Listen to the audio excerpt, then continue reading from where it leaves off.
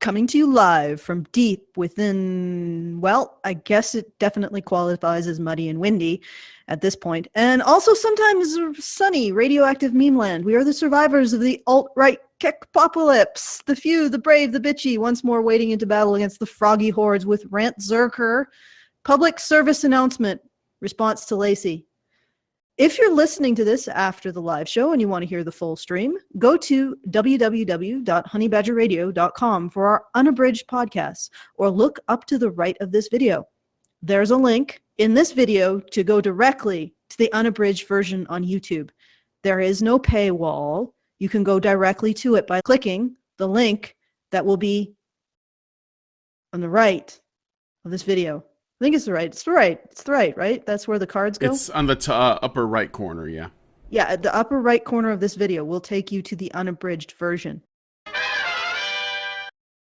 Very elaborate conspiracy theories about betrayal and greed, sex, and from the feminist side, you know, I have seen a similar tone deafness. Like, you guys may have seen some of the things that people posted after that video. I've spent an upwards of 40 hours the last 2 weeks talking to YouTubers on the phone, talking to people on Skype, just having so many conversations about this, and it has gotten to the point where I'm just sort of going round and round and round, trying to explain why I see value in talking to people who are hostile to feminism. If people don't get that at this point, I feel like, you know, I can't do anything more. Some of the background, the personal background, that has brought me here to this point. It has been such a tremendous amount of shit.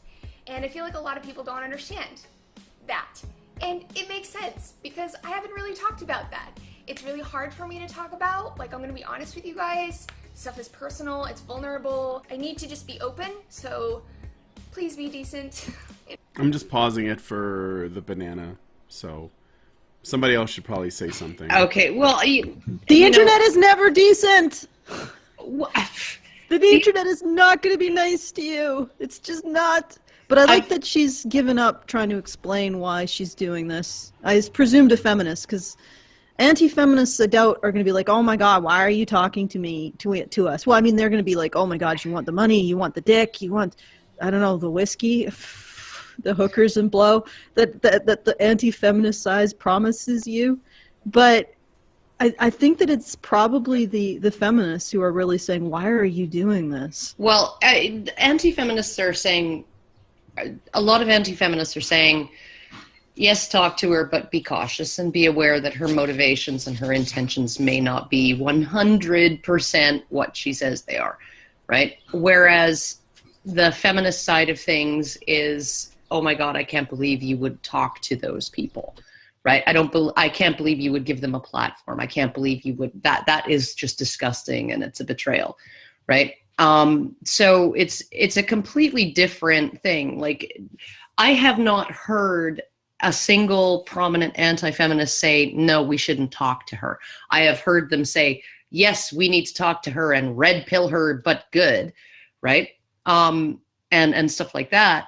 But to be cautious, to be aware that she may not have, 100% sparkling innocent intentions in this, right? But I haven't heard anybody saying, yeah, we shouldn't talk to her. And, well, it's two different types of why, right?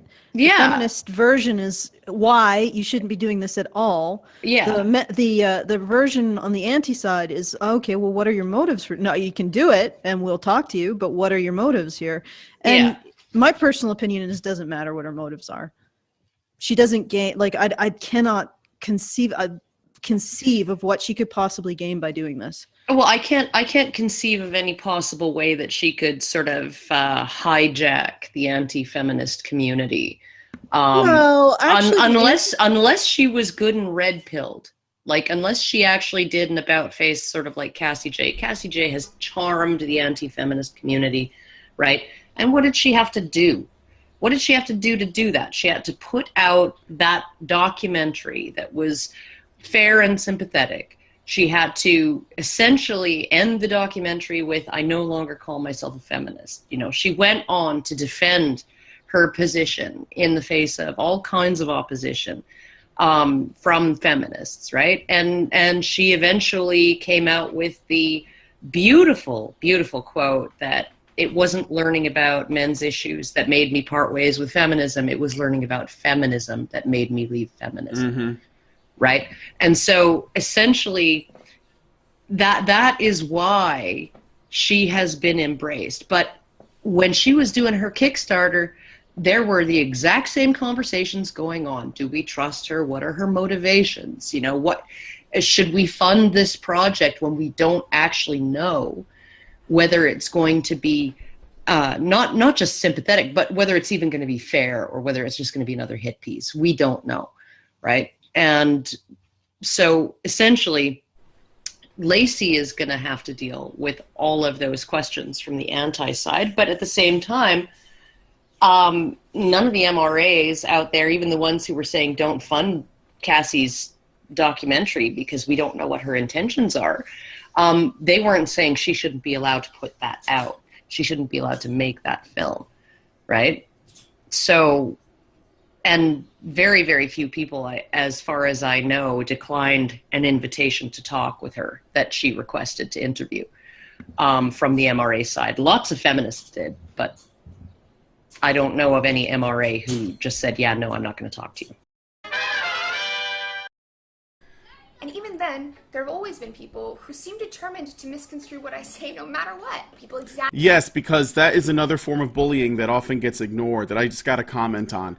You know, when people are, people can be brutally honest on the internet. In fact, I think most people are invited to be brutally honest on the internet because while on one hand, essentially there is no consequences for it. Now, that's not me like shaming them for it, but I think that in a social setting, in public, with people that you know, people are more likely to self-censor or at least smooth over what they're thinking, as to what Karen was pointing out before. However, when you're on the internet, you're more likely to be very blunt and brutally honest, you know? So I understand that there are people who would basically look at brutal honesty, which sometimes borders on insulting, and sometimes it just outright is insulting, like they're trying to insult you, and they will call that bullying, and they will say that that's mean, and we shouldn't do those things. However, I think there's another side to bullying that is often ignored and not pointed out, and that is when people essentially exercise a state of constantly being hurt by whatever it is that you say, to the point where they're controlling your language, and you have to always be walking on eggshells on the internet or around other people, and you can't say what you're thinking. You have to constantly think about it because somebody somewhere might whine and cry about it. And I think that's another kind of bullying that people don't acknowledge as bullying, because you basically make yourself into a victim, and the person that's saying something has to feel bad about it, and everyone around them points at that person and say, you're a bad person because you did this to this person over here. And this is why I stay with the idea that, you know, offense is never given, it's always taken. Even when someone's trying to insult you, it's up to you to whether or not it actually, you know, keeps you up at night. And I think that people can resist and grow a backbone anyway. I would actually say too that, you know, like what my mother always told me was consider the source, and what I told somebody at the men's conference in Ottawa recently, last fall, I believe, during the Q&A, that, you know, he says, how do you weather the negative comments? And I said, well, I just essentially picture a kid with Down syndrome screaming at me that I'm retarded, right? Like that's, you know, if they don't have an argument and their only argument is you're a bad person, then I have every right to envision them as a kid with Down syndrome pointing at me and screaming that I'm retarded, right? You know, counter my points, like freaking argue the point, and stop being moralizing, because that is, and stop arguing this whole idea of perpetrating harm. Right? I mean, she literally said in her previous video, Laci, that, you know, one of the reasons why Hypatia, that journal, essentially they retracted the article on transracialism, and one of the reasons they used was because it was perpetrating harm right? It could harm people, right? And it's like, that should be immaterial. It should be immaterial whether the truth, right, or accurate facts or whatever could result in harm, because every single truth can result in harm. Every single fucking thing you do can result in harm. Right. You're too nice to somebody, you can be harming them. You're too mean to them, you can be harming them. Right? You're completely neutral to them. They could feel harmed by the fact that you're ignoring them. To many people that I've talked to on the anti-side, they have stories like this. And anybody who is interested in social justice and, communication and how we have these conversations, this should, be a flag for some deeper inspection, closer probing into what's going on here. Because in my book, this is not feminism. This is bullying. And on a few occasions, it has made me scared for my physical safety. There was this one time Okay, can you stop for a sec? This is not feminism. Well, unfortunately, when you create a system that's predicated on benefiting one group over another, or saying, okay, society is going to be judged by how this one group is treated, to the exclusion of every other group, it sort of ends up that a lot of bullying tends to be involved, because there's certain systems that characterizes, and those systems tend to require a certain amount of violence to perpetuate themselves. It doesn't have to be physical violence, it can also be social violence, ostracization, getting people fired, et cetera, et cetera, et cetera. But if you want to create a system in which one group, the situation for that group is the only thing that you judge the progress of society by, eventually you're going to have to find that in order to keep it that way, you have to do a lot of lying and bullying. The only thing that, you know what, there was something I took away from this. Oh, I know. Laci is trying to, she's basically telling a story about how once she said an offensive word and these people were offended and they threatened to kick her ass for it.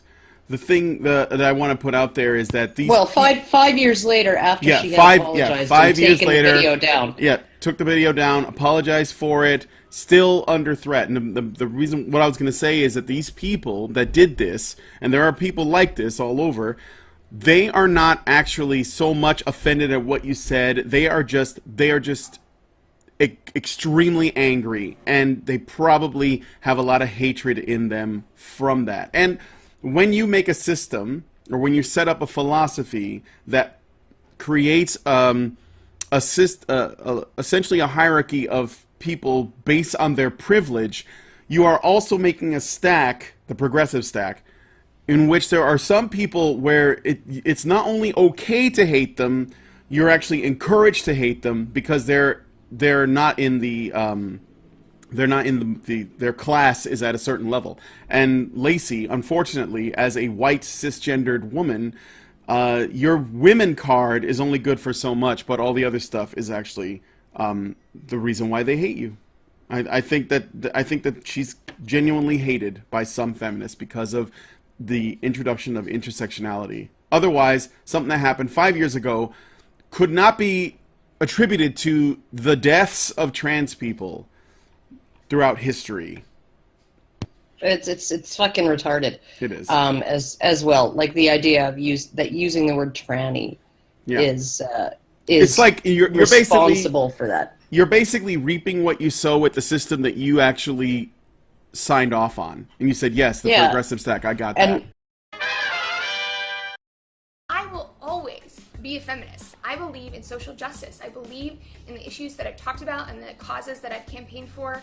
That is why I'm here. Because I just want to say that if she says, I will always be a feminist, and I believe in social justice and all these causes and everything, there might be people who would say, well, it doesn't seem like this whole idea of us having conversations with the anti-SJW side or whatever is worth it because it's not going to change Laci Green's mind. You want a response to that? Because I can say this. Is she saying this for her audience, or is she saying this for herself?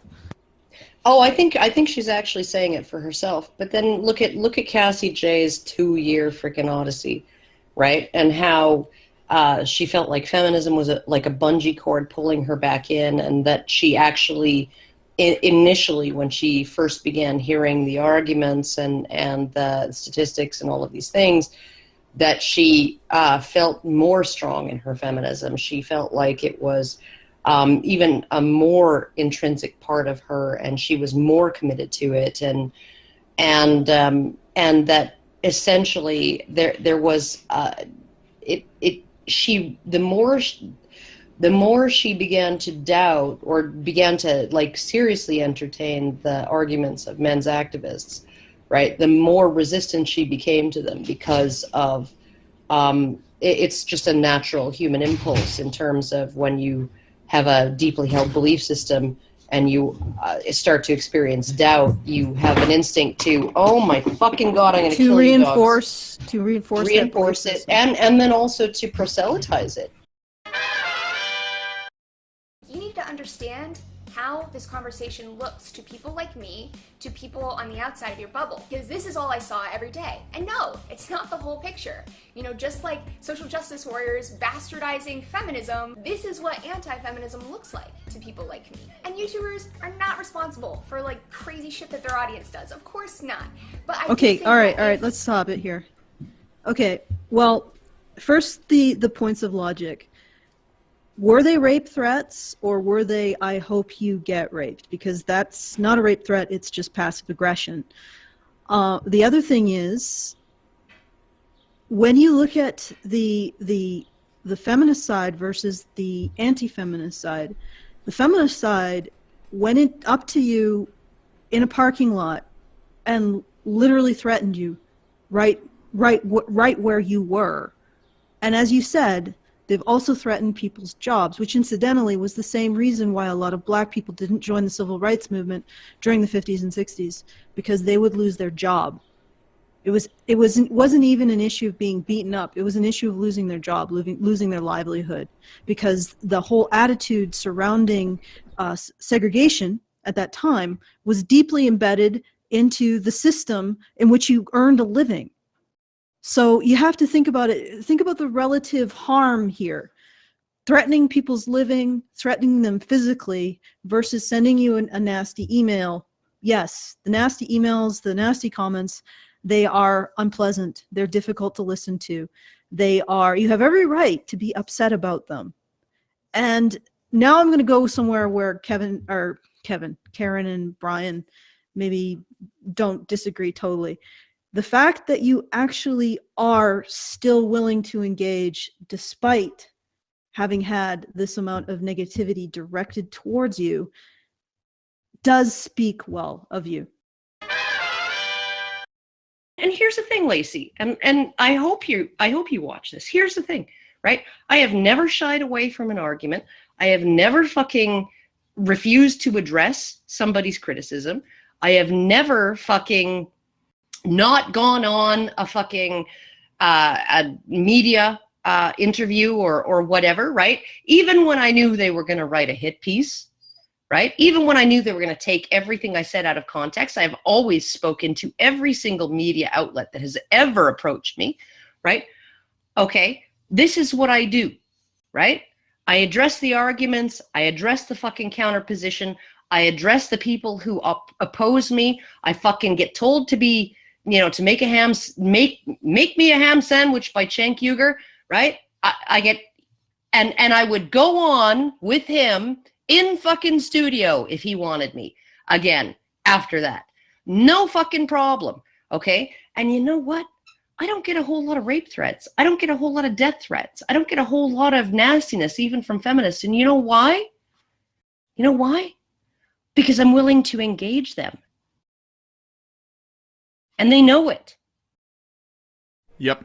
You also don't get invited on to debate with feminists either for the same reason. Well, okay.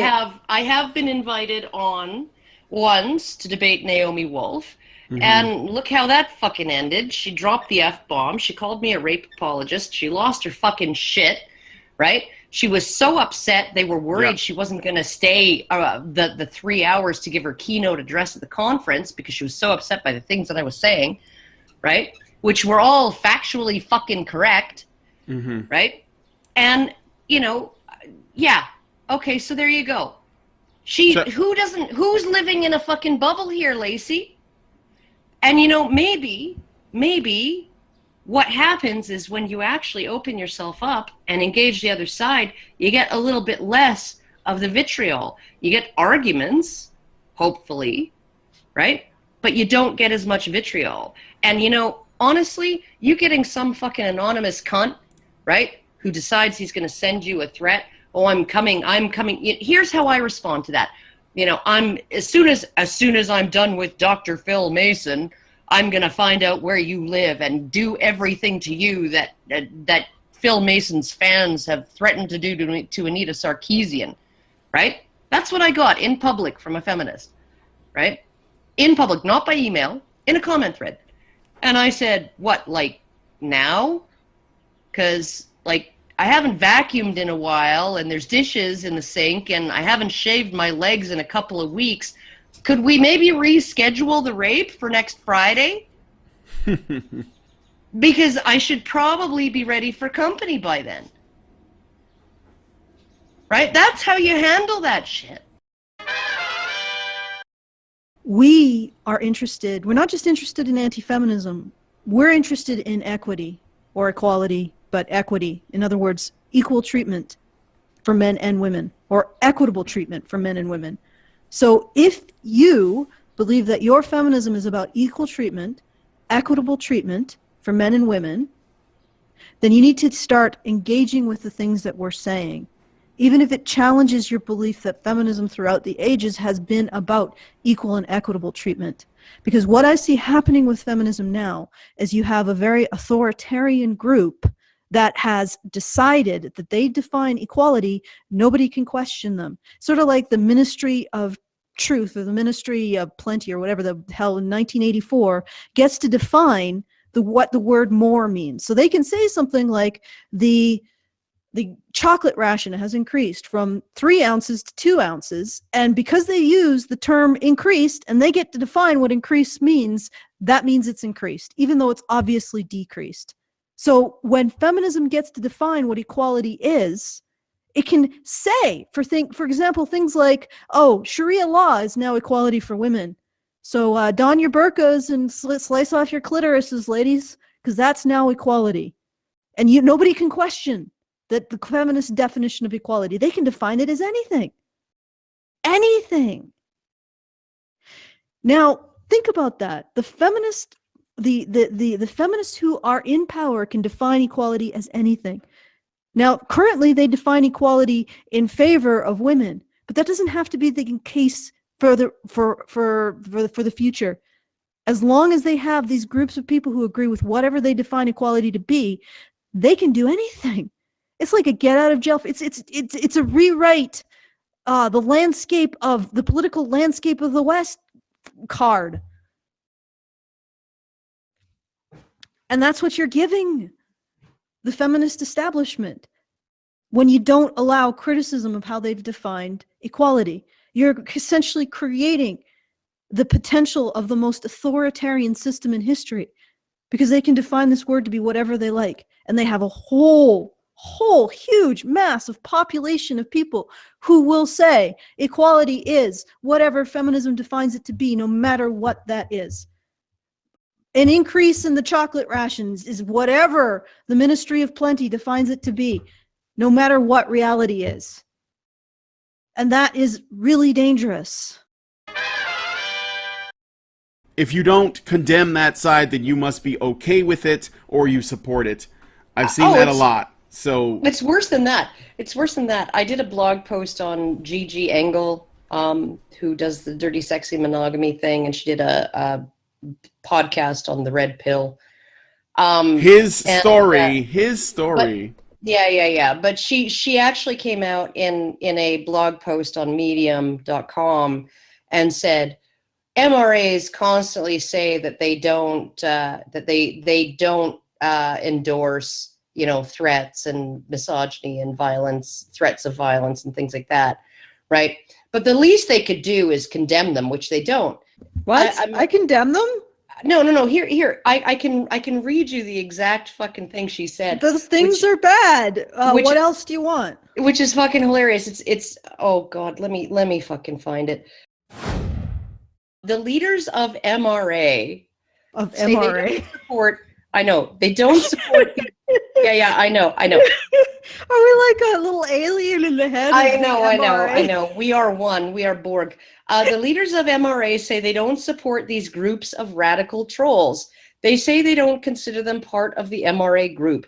But if you are a leader who is so weak that you can't even tell your followers to stop using words like rape-tard and feminazi, if you don't have the balls to put out a press release disavowing these so-called followers who regularly accuse women of lying about rape, calling them crazy, violent, and terrible, then you're unfit to lead. So she literally says the leaders of the MRA say they don't support these groups, but then she says they don't say they don't support them. No, she's going one step further. She's saying we need to control these people who aren't a part of, okay, first of all, what did the leaders, quote unquote, leaders of the MRA, what did they say? They said, these are not part of our group. We do not have any control over them. Yeah. Because they're not part of our group. And then she goes on, well, if you're such a weak leader that you can't control people who aren't part of your group, well, fucking, you know what? This isn't even worth. This isn't. I know, but this post by the Feminism.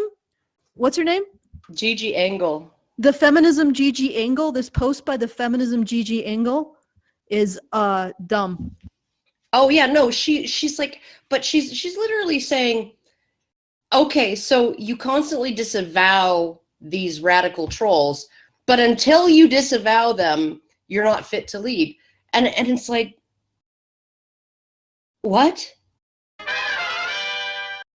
The first, conversation I think we really need to have here is kind of addressing this undercurrent of, grievances that overshadow the ideological conflicts. My question for you all. Let it go.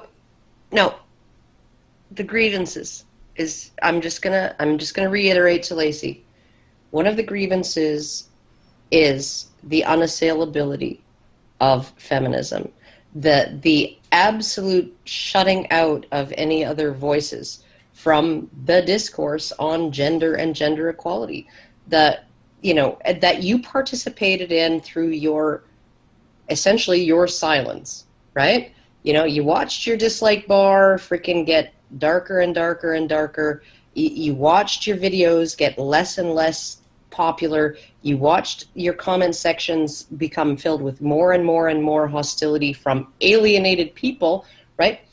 And eventually you came around and said, okay, maybe this needs to be a conversation and not a monologue, right? But that is not to say, and this is you can say, oh, nobody has to engage in a dialogue. This is just me. Well, no, when feminism is the voice of gender equality in universities, when it's the voice of gender equality in the mainstream media, when it's the voice of gender equality in politics and lobbying, when it's the voice of gender equality in the law, okay, yes, you have a responsibility to engage in a dialogue with people who object to you because you are in a position of privilege. Granted, this is true. You have espoused a form of equality that has been up to this point unassailable, and you've been defining equality for people and saying that this is the definition of equality, and people are not happy because they don't regard it to be the definition of equality. And I want to say one last thing about the feminism angles. The feminism angles. Yes, Angle. Well, the feminism angle.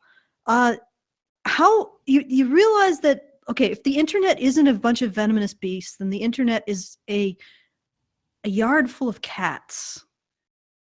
Now, if you want to know how much control the MRA has over, the leaders of the MRA have over the MRA, go to a yard full of cats and tell them what you want them to do and see how far it gets.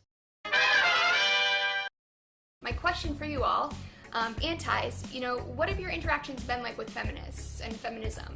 Is there any sort of, you know, key moment that caused you to feel strongly against feminism? Feminists, you know, what's...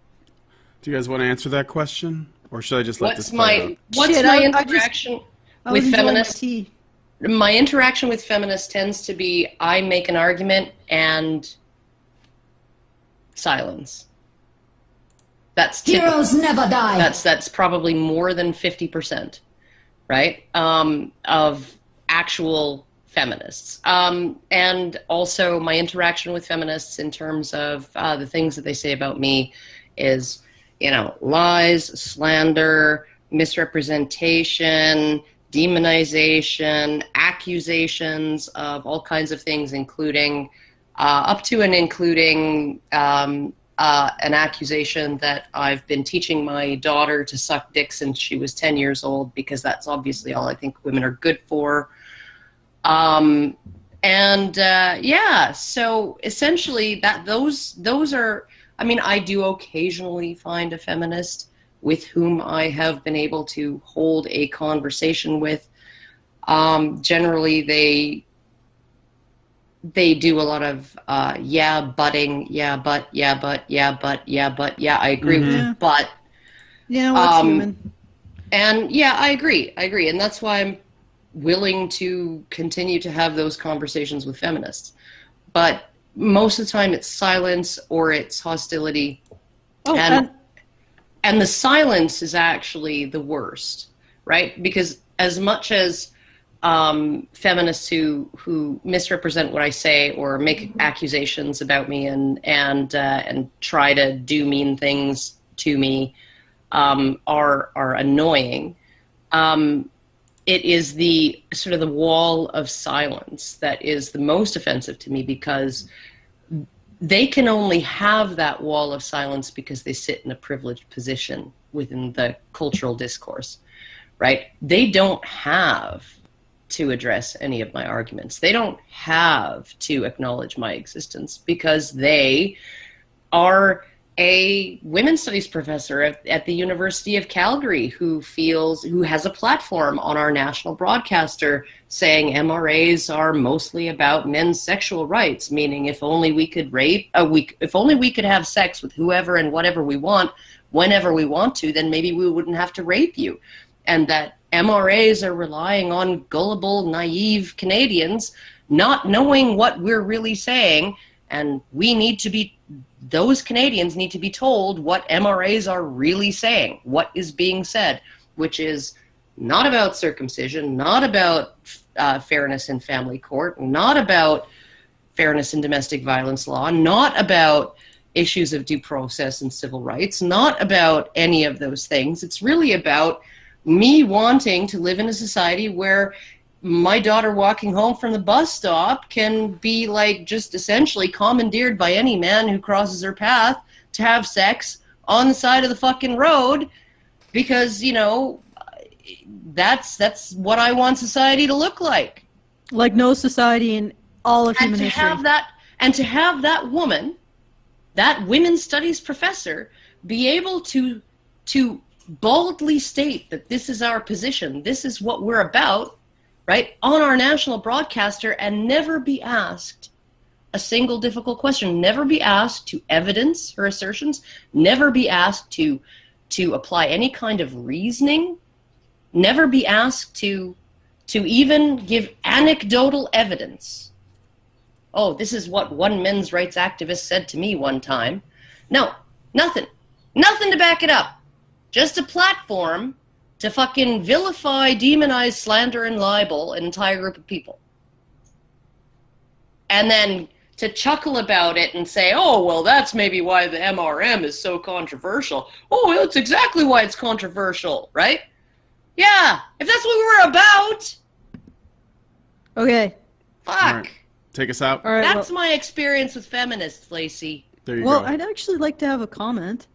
No, I didn't know you hadn't had one. I was looking at the chat and stuff while Karen was ranting. I'm sorry. Go ahead. Yeah. Okay. Well, you know, I did. Never mind. I think we've had a pretty nasty experience with feminists, on the whole. Laci. I went to a convention. Yep. Bring this up again. Went to a convention, went to a panel, feminist panel apparently, and said we need to bring men into the conversation because, because their victimhood needs to be addressed, and also because it challenges the notions that women are defined by victimhood. And then I got kicked out along with Karen and Brian, and we were banned from that convention for 20 years or something, which incidentally was the largest marketplace for creative professionals in the Canadian prairies. So basically sort of ended my career a little bit. There, that's my that's my story. Okay. I think we should end it. Well, you have the button. You could press it yourself. Oh, I could? I mean, at any moment I could press this button? Sorry. Yes, Just a second. You could press that button. Except I'm not actually navigated to the place where I have the button, so I got to do that. All right. Did you have any final thoughts, Brian? No, just try to get us to get us to Australia. G'day, mate.